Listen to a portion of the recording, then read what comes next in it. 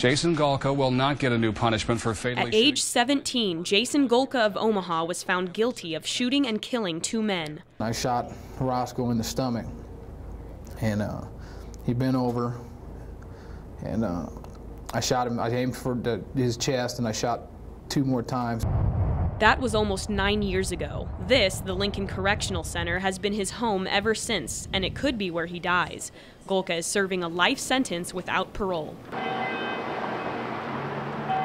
In Nebraska, judges who sentence juveniles like Golka have no other choice but life without parole. But recently, the Supreme Court ruled this to be unconstitutional, saying there must be other options. Life imprisonment without parole is no hope. Omaha Senator Brad Ashford introduced a bill that would make Nebraska compliant with this Supreme Court ruling and give judges a range of 30 to life when it comes to sentencing juvenile murderers. Juveniles' brain development and emotional development is different than adults. If Ashford's bill goes through and becomes retroactive, then juvenile lifers like Golka could be resentenced, which means they might have the chance someday to see the world again outside of these prison walls.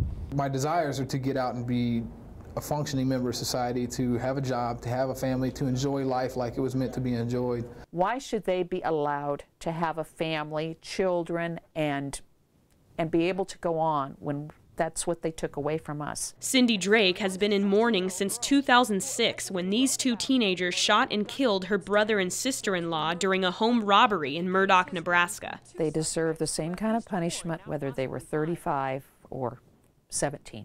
But how low is too low? Lancaster County Attorney Joe Kelly thinks a 30-year minimum is not enough for first-degree murder. I don't want to have to tell a family, a mom and dad, that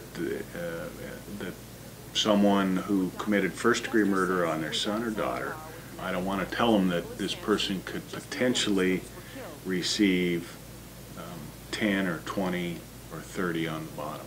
And while Golka understands he will spend all or nearly all his life in prison, there's a sliver of hope. You don't have to give everyone a second chance, but you need to give them an opportunity because they can change. Everyone can change. But Cindy says, where's the opportunity for the victims? They have missed the marriage of their last child, the son that found them. They have missed the birth of the 2 grandchildren. And that, Cindy says, will always be too difficult to forgive. For Star City News, Camila Orti.